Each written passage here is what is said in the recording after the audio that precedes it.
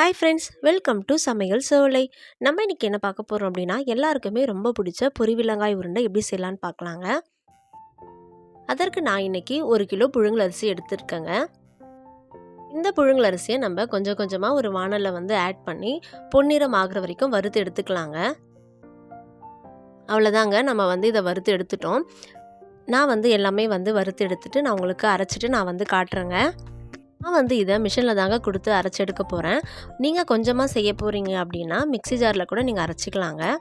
அடுத்து நம்ம இதில் என்னென்ன பொருட்கள்லாம் ஆட் பண்ண போகிறோமோ அதெல்லாம் நம்ம வறுத்து எடுத்துக்கலாங்க. அதற்கு நம்ம ஒரு வானலில் 50 கிராமை விட கொஞ்சம் அதிகமாக பாசிப்பருப்பு எடுத்து வறுத்துக்கலாங்க. ரொம்ப வறுக்க வேணாங்க, பொன்னிறமாக ஆன உடனே நம்ம அதை எடுத்துடலாங்க. அடுத்து நம்ம தேங்காய் எடுத்துக்கலாங்க. இது அரை மூடியை விட கொஞ்சம் அதிகங்க. இந்த மாதிரி நம்ம கட் பண்ணி எடுத்துக்கலாங்க. இதே நம்ம வானலில் வறுத்து எடுத்துக்கலாங்க. பாருங்கள், தேங்காயும் நம்ம நல்லா வறுத்து எடுத்துட்டோங்க. அடுத்து நம்ம கொஞ்சமாக எள் எடுத்துக்கலாங்க. நான் இன்றைக்கி வெள்ளை எள் தாங்க யூஸ் பண்ணுறேன்.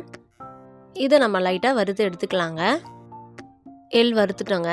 அதுக்கப்புறமா ஒரு கப் அளவு வேர்க்கடலை வறுத்து எடுத்துக்கலாங்க. இந்த வேர்க்கடலை நம்ம நல்லா வறுத்துட்டு தோல் இல்லாமல் எடுத்துக்கலாங்க. தோல் இல்லாமல் எடுத்துகிட்டு இதை ரெண்டாக உடச்சி எடுத்துடலாங்க.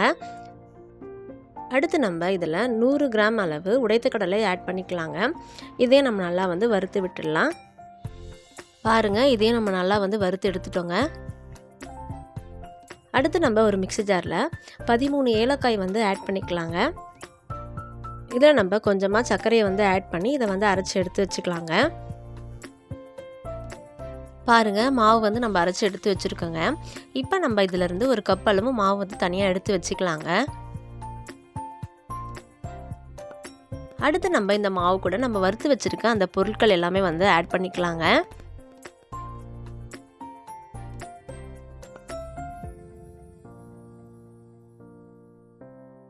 அவ்வளோதாங்க, நம்ம எல்லாமே ஆட் பண்ணிட்டோம். இப்போ நம்ம எல்லாமே ஒரு தடவை மிக்ஸ் பண்ணி விட்டுடலாங்க.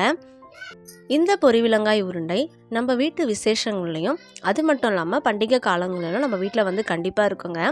இது ஒரு சத்தான உருண்டையும் கூட. இந்த மாதிரியான உணவு வகைகளுக்கு நம்ம சேனலை சப்ஸ்கிரைப் பண்ணி வச்சுக்கோங்க. கீழே இருக்கிற பெல் பட்டன் கிளிக் பண்ணி ஆல் ஆப்ஷனை கிளிக் பண்ணிக்கோங்க. அடுத்து நம்ம அடுப்பில் ஒரு அகலமான வானல் எடுத்துக்கலாங்க. இதில் நம்ம அரை கிலோ விட கொஞ்சம் அதிகமாக வெல்லம் எடுத்துக்கலாங்க. பாகு வெல்லம் எடுத்துருக்கேங்க. அதில் நம்ம ஒரு கப் அளவு தண்ணி ஆட் பண்ணிக்கலாங்க. இந்த வெல்லம் நல்லா கரைஞ்சி வர வரைக்கும் நம்ம கிண்டி விட்டுடலாங்க. இது நம்ம நல்லா பாகு பதத்துக்கு எடுக்கணும். பாருங்கள், வெல்லம் நல்லா கரைஞ்சி அது கரெக்டான ஒரு பாகு பதத்துக்கு வந்துடுச்சிங்க. இதை நம்ம அடிப்பிடிக்காத மாதிரி நல்லா மிக்ஸ் பண்ணி விட்டுட்டே இருக்கலாங்க. அடுத்து நம்ம கொஞ்சம் கொஞ்சமாக இதில் மாவு ஆட் பண்ணிக்கலாங்க. ஆட் பண்ணி நம்ம நல்லா மிக்ஸ் பண்ணி விட்டுடலாம். பாருங்கள், நம்ம எல்லா மாவும் ஆட் பண்ணிட்டோம். ஆட் பண்ணிவிட்டு நம்ம நல்லா அந்த வெல்லத்தோடு நல்லா இந்த மாவு மிக்ஸ் ஆகிற அளவுக்கு நம்ம மிக்ஸ் பண்ணி விட்டுடலாங்க. பாருங்கள், எல்லாமே நம்ம மிக்ஸ் பண்ணிட்டோம். நம்ம கை சூடு பொறுக்கிற அளவுக்கு நம்ம இந்த உருண்டைகளை பிடிச்சி எடுத்துக்கலாங்க. நம்ம ஆல்ரெடி கொஞ்சம் மாவு எடுத்து வச்சுருக்கோம். அதை நம்ம கொஞ்சம் கொஞ்சமாக தூவி விட்டு இதை பிடிச்சிக்கலாங்க. பாருங்கள், நம்ம எல்லா உருண்டைகளும் பிடிச்சி வச்சுருக்கோங்க. இந்த பொரிவிலங்காய் உருண்டை உங்கள் வீட்டில் ட்ரை பண்ணுங்கள். ட்ரை பண்ணிவிட்டு எப்படி இருந்ததுன்னு எனக்கு மறக்காமல் கமெண்ட்டில் சொல்லுங்கள். இது உங்களுக்கு கண்டிப்பாக பிடிக்குங்க. தமிழ் சோலை போல சமையல் சோலையும் உங்கள் இல்லம் தோறும் இருக்கும். நன்றி.